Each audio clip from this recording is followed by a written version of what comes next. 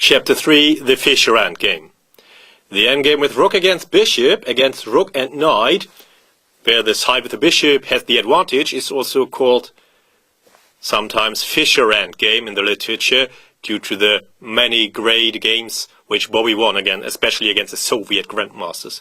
And the most famous is probably this one, where he was white against Mark Taimanov in the 4th round of the candidates quarterfinal 1971.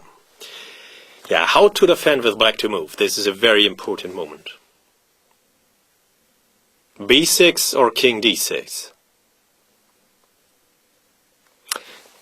And as Kasparov gives in his excellent On My Great Predecessors Volume 4 on Fischer, king d6 must be played here to avoid further weaknesses on the light squares.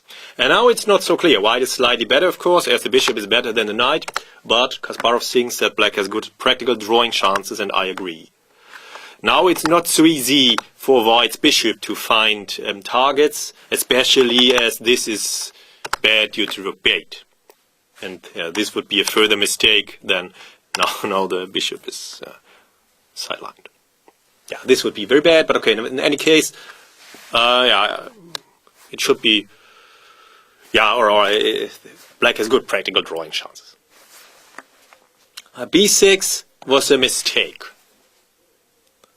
Bobby played bishop f1, and now black must make a further concession, as rook a8 can be met by bishop c4. So a5 is necessary, but this is another fatal weakening of the light squares on the queen side. Now Bobby starts his power play. What first? First improve the king. Yeah, of course, further into this typical geometrical formation. Okay, now some checks follow, just to gain time on the clock and to show who is boss. Yeah, now, but now Bobby continues his main strategy, to restrict the knight. c3, a strong prophylactical move. Now most of his pawns are on dark squares to complement the bishop, take away further squares from the knight. This is a typical attacking technique. If the bishop is better, then often the pawns should be placed to complement the bishop like this, and to take away further squares from black's, the opponent's pieces here, black's, and in this case, of course, dark squares.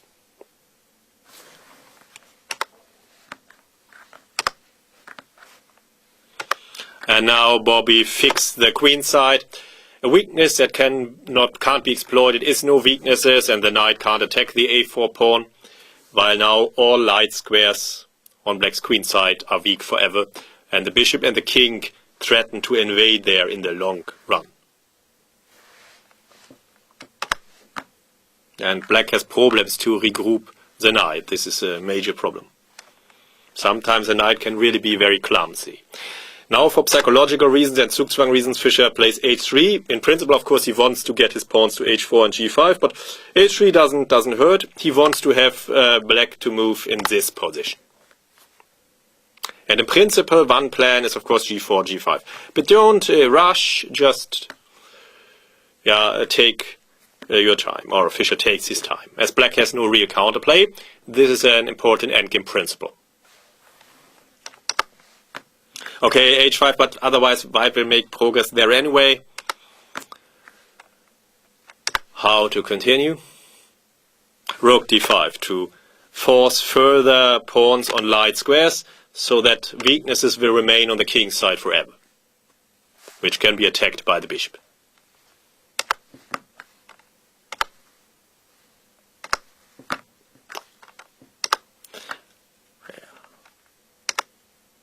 Now another critical position is reached, and Taimanov sealed rook d6 as the game was adjourned here. But now he made a mistake, and it's very surprising, as the Soviet analysis of adjourned positions was normally extremely well, but here he made a major mistake. What do? King d8 or rook f6 or something else? King d8 is a fatal error. After the exchange of rooks, white is winning by force, as Fischer had established in his adjournment analysis. In the highest sense, it's now game over. We will see. Unresolved suggestion, rook f6 is better.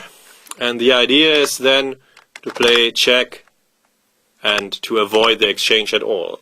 Charles Sullivan has sent me a lot of analysis here, very extensive, and I published it in Endgame Corner 106. Charles thinks that white always wins, but as there are so many rook end games, this is really very, very difficult. It's likely, but yeah, it might not be 100% clear. But black must play like this. If there is a win for white, it's much, much more difficult than in all other lines, as there are not so many open invasion roads now. This front is very small. Okay, the analysis is also given on the database on this DVD, and I had to cut it out here for reasons of space. In this moment, king d8, by the way, would be a mistake, which was given in my book on Fischer in the English edition, but before the book presentation in Amsterdam, which was organized by Hannah Russell, I fortunately noticed it and could correct it for the German edition and for the Endgame Corner article. Amazingly, now the rook ending is won. But okay, this can be overlooked as you don't give away this beautiful bishop so easily. But here, and rook endings have a large drawish tendency, but this is an exception. White wins. White is too active, black has absolutely no counterplay, and white can always invade successfully. So yeah, king d8 seems to be a very unfortunate move in this position somehow.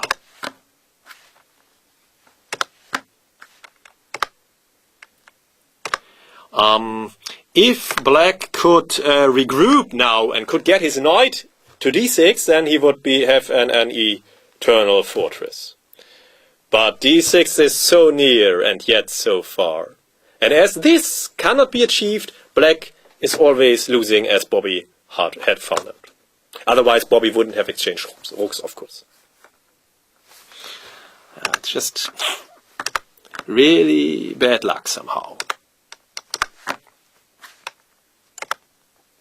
Now the king invades. This road cannot be closed as the knight is too clumsily placed. A real nightmare. Okay, for the moment the Soviets may have hoped for this. But of course, Bobby spotted the trap and avoided it. And now white wins by invading with the king, by the combination of invading with the king and Zugzwang. There is no defense anymore, anywhere. Yeah, there are more ways to achieve this. It doesn't matter so much. Bobby does it this way.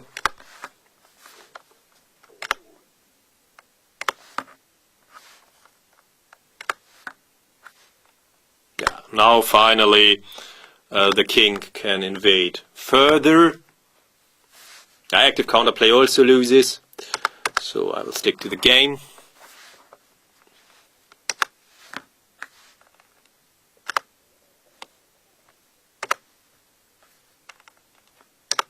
Okay, but how to make so far so good, but how to make progress now? Bishop e8, this is a fatal final Zugzwang, because the only move, king d8, can be met by a transformation of advantages. The bishop can sacrifice itself, and then the knight is too slow to deal with white's play. Yeah. The knight is in the knight check shadow, and white has two plans, either to advance his queenside pawns or to cross over with his king to the kingside. And there is no defense against this.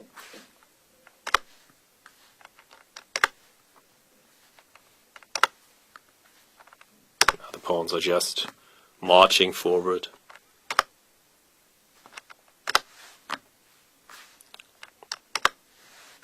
Again, of course, knight check shadow, and so Taimanov resigned. Yeah, this is I really like this game a lot, and this seems to be one of the most instructive examples of this whole Fischer endgame configuration, and the way Bobby restricted the knight further and further is really impressive, and then he shows the right moment to trade down to a one minor piece endgame.